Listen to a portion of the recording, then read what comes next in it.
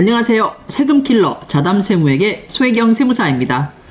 오늘은 여러분에게 조세조약에 대한 내용을 좀 이렇게 알려드릴 텐데, 요즘 많죠? 기러기 아빠. 자, 기러기 아빠. 우리 주위에도 많고, 여러분 이제 많습니다. 요즘 뭐 기러기 아빠만 있나요? 뭐 기러기 엄마도 있을 것이고, 그렇죠? 자, 오늘 그 내용인데요. 일단 화면을 한번 바꾸어가지고 여러분 같이 보도록 하겠습니다. 제가 이게 행정법원에서 어제 이제 판결이 나온 사안인데, 사건 번호를 아무리 찾아도 못 찾겠어요. 그래서 일단 급한 대로 중앙일보 기사를 제가 발췌했습니다. 자, 제목은요, 사업은 베트남, 가족은 한국에, 기러기 아빠 소득세 어디로 낼까입니다. 많이들 보시잖아요. 혹여 지금 저희 이 유튜브 채널을 구독하시는 구독자님들도 아마 기러기 아빠나 기러기 엄마가 계실 텐데, 자, 한번 보도록 하겠습니다. 내용은 이제 이 베트남에서 사업을 하시는 분인데, 이분의 사연은 이렇습니다. 2013년에 베트남에 페인트 유통 회사를 설립한 이 사연자는요, 2016년 본격적인 사업을 확장한 이후에 17년도에 매출액이 76억 원, 자산은 23억 원 규모에서 2018년에는 매출이 약 68억 원, 그리고 자산 총액이 31억 원으로 성장을 했습니다. 그럼 뭐 자산만 넣고 봤을 때도 한 8억 정도가 이제 1년 사이에 불었으니까 굉장한 거죠. 뭐 어떻게 보면 이제 뭐 돈을 많이 버시는 분들 입장에서야 뭐 그렇지 뭐 그렇겠지만, 저희 같은 소서민 입장에서는 굉장히 이게 많이 는 거예요. 자산 규모가 이렇다는 것은 1년 사이에 뭐 그렇게 인플레이션이 많이 진행됐을 것도 아니고 그렇잖아요. 그렇기 때문에 굉장한 겁니다. 자, 그런데 이 사연자의 배우자하고 이제 자식들이 있었습니다. 자식 2명은 이 사연자 부부가 공동 명의로 소유한 그 서울 양천구에서 이제 거주 중이었고요. 사연자 역시 17년부터 18년 이 사이에 각각 이제 한 3개월 정도씩은 이제 양천구에서 같이 살았겠죠. 또 이제 이 사연자는 아파트를 이제 상속을 받았는데, 그 인천 아파트 등 이제 배우자와 함께 약 한국에 20억 원 상당의 부동산을 보유하고 있는 실정입니다. 이후 사연자는 이제 17년, 18년 베트남 회사 배당 소득에서 이제 약 5억 원 상당을 배당받고 국내 계좌로 송금을 했고, 이 돈을 갖고 이제 뭐 부채도 상환을 하고 애들도 키우고 뭐 배우자가 생활도 하고 그랬겠죠. 그런데 이제 요 배당 소득 약 5억 원에 대해서 국내로 송금했던 이 5억 원에 대해서는 종합소득세를 신고를 하지 않았어요. 그럼 어떻습니까, 여러분? 세무당국 가만히 있지 않겠죠. 뭐 요즘같이 뭐 워낙 전산이 잘 돼 있고 그러니까 뭐 무조건 두드립니다. 자, 세무당국은 이제 양천세무서 쪽은 20년도에 과세전 적부 심사를 거쳐서 17년, 18년에 걸쳐 이제 배당 소득 약 5억 원 상당액에 대해서 종합소득세를 무려 약 2억 원 가량을 부과를 했습니다. 그럼 어떻습니까, 여러분? 5억 원을 배당소득으로 해가지고, 아마 베트남에서 배당소득으로 이제 이 국내로 이렇게 송금을 할 때, 물론 이제 베트남 그 법에 따라가지고 그 나라에서 세금을 냈겠죠. 그런데 또 국내에서 송금하는 그 돈 갖고 또 국내에서 그 5억 중에 2억 원을 종합소득세를 내라 그러니까 여러분 미칠 지경입니다. 안 미치겠어요? 좀 미치겠는데 40%잖아요, 지금. 이 돈 갖고 자기가 뭐 배불려서 뭐 이렇게 배두드리면서 사는 것도 아니고, 솔직히 뭐 불로소득도 아니지 않습니까? 자기가 벌어가지고 자기가 세금 그 나라에서 내고, 이제 근데 순수 남은 그거 이제 국내로 가져와가지고 국내에서 뭐 부채도 상환하고 생활비도 쓰고 애들도 키우고 그러는 건데, 또 세금을 내라 그러니 미칠 지경입니다. 이 사연자는 이제 좀 불복을 했고요. 조세심판원에 심판 청구를 했지만, 어떻습니까? 조세심판원은 법에 따라서 재판을 진행을 하다 보니까 이제 아무래도 이 사연자의 청구에 대해서는 인용이 되지 않았겠죠.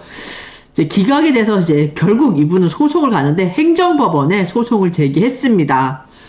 자, 이 사람이 뭐라고 얘기했냐면은, 사연자는 나는 2016년 말부터 생활 근거지를 베트남으로 이전을 해서 17년, 18년 이제 본격적으로 이때 국내 소득세법상 국내 주소를 둔 거주자에 해당이 되지 않는다. 그래서 이렇게 과세관청에서 나에게 한 약 2억 원 정도의 종합소득세를 부과한 과세는 위법하다라고 주장을 했습니다. 그러면서 설령 이제 한국 세법에 따라서 내가 국내 거주자라고 하더라도 어떻게 보면 중대한 이해관계의 중심지, 내가 사업을 운영하는 주요 생활 그 무대는 베트남이기 때문에 베트남의 거주자로 봐야지 나는 한국의 거주자는 아니다 라고 하면서 이제 논리를 폈다라고 합니다. 자, 그럼 여러분 여기서 궁금하시죠? 우리나라 그럼 소득세법은 어떻게 돼 있고, 조세조약, 우리나라가 지금 베트남하고 조세조약이 체결이 되어 있거든요. 이 조세조약에서 거주자는 어떻게 판단을 하고 있는지 저와 함께 같이 살펴보도록 하겠습니다.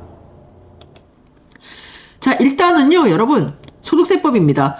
소득세법 제1조의 2에서 이제 말도 많고 탈도 많은 이제 우리 과세관청에서 거주자라고 이제 찍고 있잖아요. 이 사연자에 대해서. 그래서 이 거주자의 정의를 한번 보셔야 돼요.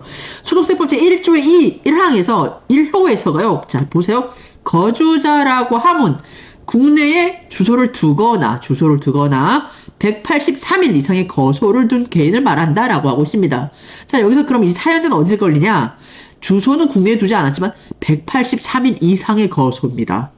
어떻습니까? 1년 중에 183일, 이 사연자 187일이었어요. 그렇기 때문에 거주자라는 얘기예요. 거주자라는 얘기. 그러면 우리가 이 소득세법 제1조의 2에 해당하는 이제 이 거주자에 대한 개념을 조금 더 심도 있게 한번 보려 그러면은 우리가 자, 시행령이라든가 시행규칙 같은 걸 좀 보셔야 되는데, 자, 시행령입니다. 소득세법 시행령 제2조에서 이 거주자에 대해서 거소, 주소 얘기를 하고 있잖아요. 그러면 이걸 한번 시행령에서 한번 봐보면은, 자, 1항, 소득세법 시행령 제2조 1항에서는, 자, 소득세법 제1조의 2에 따른 주소, 여기 주소, 국내 주소를 두거나 있잖아요. 그럼 주소는 뭐냐? 국내에서 생계를 같이 하는 가족 및 국내에 소지하는 자산의 유무 등 생활관계의 객관적 사실에 따라서 판단을 한다. 그리고 2항에서는 또 이제 거소 183일, 1년 중에 183일 이상의 거소를 둔 개인이라 그랬잖아요. 그럼 거소는 뭐냐? 주소는 아니지만, 자, 거소는 주소지 외의 장소 중에 상당 기간에 걸쳐 거주하는 장소로서 주소와 같이 밀접한 일반적 생활 관계가 형성되지 아니한 장소로 한다라고 하고 있습니다. 그러면서 3항에서 뭐라고 하고 있냐면은, 국내에 거주하는 개인이 만일 지금 1호, 2호에 해당이 된다 그러면 이 중에 하나만 해당이 돼도 국내에 주소를 가진 것으로 보겠다라고 해가지고 자, 얘기하고 있습니다. 1호가요. 계속해서 180일 이상 국내에 거주할 것을 통상 필요로 하는 직업을 가질 때, 2호에서는 뭐라고 얘기하고 있냐? 국내에 생계를 같이 하는 가족이 있고 그 직업 및 자산 상태에 비추어 계속하여 183일 이상 국내에 거주할 것으로 인정되는데, 여기에 걸린 것 같지 않아요, 여러분? 국내에 배우자랑 자녀 둘이 있었고요. 자산 상태가 어떻습니까? 한 20억 정도 있었잖아요. 그리고 187일 국내에 거주했습니다. 그렇기 때문에 우리 세무당국은 뭐예요? 거주자란 얘기예요. 거주자란 얘기. 너 종소세 그래서 종합소득세 거주자니까 내라 이거야. 아, 근데 진짜 미쳐버리지. 5억 보냈는데 4억을 내라니. 돌아버립니다. 자, 그 다음에 이제 보셔야 될 내용이 뭐냐? 그럼 우리나라 그 조세 조약입니다. 이제 베트남하고, 베트남 여기 보이시죠? 칼로 속에 베트남. 제가 찾아 넣었어요, 미리. 베트남, 우리나라하고 베트남이 지금 조세 조약이 체결되어 있어요. 여기서 제 4조에서 거주자라고 해서 우리 양국 간의 조세 조약에 따라서 요 법에 따라서 이제 조세 조약에 따라서 판단을 하는데 뭐라고 얘기했냐면요. 한번 같이 보세요. 1항.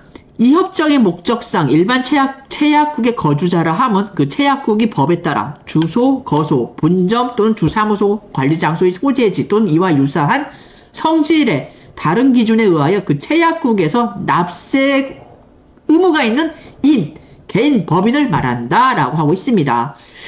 이제 만일 이 1항에 따라가지고 개인이 만약에 이 사연자처럼 양체약국의 거주자가 되는 경우가 있잖아요. 한국에서도 거주자야. 근데 베트남에서도 거주자란 말이에요. 그러면 그의 지위는 가목, 나목, 다목, 라목에 따라서 결정이 된다라고 해서 우리나라, 한국과 대한민국과 그리고 베트남과의 조세 조약이 체결되어 있습니다. 가목이 뭐라고 했냐? 통계인은 그가 이용할 수 있는 한국적 주거를 두고 있는 체약국의 거주자로 본다. 자, 뭐예요? 그가 이용할 수 있는 한국적 주거를 어디에 두고 있느냐? 이때 그 체약국의 거주자로 본다는 얘기입니다. 동개인이 양 체약국 안에 그가 이용할 수 있는 항구적 주거를 두고 있는 경우 동개인은 그의 인적 및 경제적 관계가 더욱 밀접한 중대한 이해관계의 중심지의 체약국의 거주자로 본다는 얘기입니다. 자, 그럼 여러분 감 잡으셨나요? 자, 그 다음에 나목도 있고 다목, 라목이 있습니다. 자, 여기는 자, 제가 생략을 하고, 자, 그러면 본론으로 가서, 그럼 우리 서울행정법은 어떻게 판단을 했을까요, 여러분? 좀 느낌 오셨나요? 아무리 내국법인 그제 소득세법도 종합소득세법도 중요하지만 우리가 어떻습니까? 베트남하고 체결된 조세조약도 중요해요. 그래서 이렇게 양 당사자 간 당사국에 걸쳐 가지고 거주자로 각각 인정이 될 경우에는 우리가 조세조약에 따라서 아까 판단을 한다 그랬잖아요. 자, 그러면 과세당국은 뭐라고 했냐? 지금 우리 행정법은 서울행정법은 뭐라고 판단을 했냐면은 이제 사연자는 이제 우리가 소득세법 아까 보면 한국에 주소를 두거나 183일 이상 거소를 둔 거주자는 소득세를 납부해야 되는데 이제 우리 사연자가 이제 187일을 체류했잖아요. 하지만 베트남 개인소득세법에 따라 베트남 거주자로 인정되기 때문에 A씨 사연자의 거주국은 한국과 베트남 간의 조세조약을 근거로 판단을 해야 되고 이 조세조약에 따르면 사연자는 한국에서 소득세를 납부할 의무가 없다라고 봤습니다. 즉 우리가 앞서 살펴본 그 내용에 의하면 조세조약에서 어떻습니까? 개인이 양 국가의 거주자가 되는 경우에는 인적, 경제적 관계가 더 밀접한 중대한 이해관계의 중심지를 거주국으로 판단을 해야 된다라고 우리가 그렇게 체결이 협정이 돼 있었잖아요. 그래서 결국 우리 행정법은 어떻게 했냐? 사연자의 주장을 받아들였습니다. 과세관청이 졌어요. 그래서 이 사연자가 양 국가의 거주자 지위를 동시에 갖고 있지만 여기서 중요한 거는 중대한 이해관계 중심지인 베트남을 실질적인 거주국으로 본 것입니다. 대한민국과 베트남 정부 간의 소득에 대한 조세 이중과세 회피와 탈세 방지를 위한 협정, 조세조약이죠. 이 협정에 따르면 개인이 양 국가의 거주자가 되는 경우에는 항구적 주거를 두고 있는 국가, 인적 및 경제적 관계가 더욱 밀접한 국가의 순서에 따라서 거주국을 판단해서 세금을 납부할 의무가 있다라고 하는 것입니다. 재판부는요, 사연자는 2016년부터 베트남에서 본격적으로 회사를 경영해 오며 대부분의 시간을 베트남에서 보냈고 17년, 18년에 걸쳐서 자산이 크게 증가해 성장했기에 베트남은 사연자가 주된 사업 활동을 영위하며 막대한 사업상 자산을 보유, 관리하는 등 매우 밀접한 경제적 이해관계를 가진 곳이라며 베트남을 거주국으로 봤습니다. 이에 사연자는 과세기간 동안에 국내 거주자로서 소득세 납세 의무를 부담하지 않는다라고 하며 세무당국에 종합소득세 부과는 위법하니 취소하고 2억 원 상당의 아마 이 사연자가 세금을 일단 먼저 낸 것 같아요. 이 세금을 환급하라라고 결정을 했습니다. 아, 참. 이렇게 싸워요. 요즘 세금이. 이게 한두 푼이 아니잖아요. 솔직히. 뭐 5억 원 배당했는데 5억 원 이제 우리나라 배당 소득으로 이제 받아가지고 우리나라로 이제 보냈는데 자꾸 이 소득이 이 5억 원에 대해서 참 2억 원 상당액을 이제 소득세로 내라는 거는 좀 제가 봐도 좀 너무 심한 것 같습니다. 아무래도 이제 한계세율이 높다고 그러지만 이제 배당 소득 그러면 이제 불로소득으로 보긴 하잖아요. 뭐 이제 뭐 필요 경비가 인정되는 소득도 아니고 그러다 보니까 세부담이 굉장히 막중합니다. 그러다 보니까 이런 사례가 나오는 것 같은데. 뭐 일단은 이제 이런 사례가 접목되시는 분들한테는 이제 굉장히 참고할 만한 사항인 것 같아요.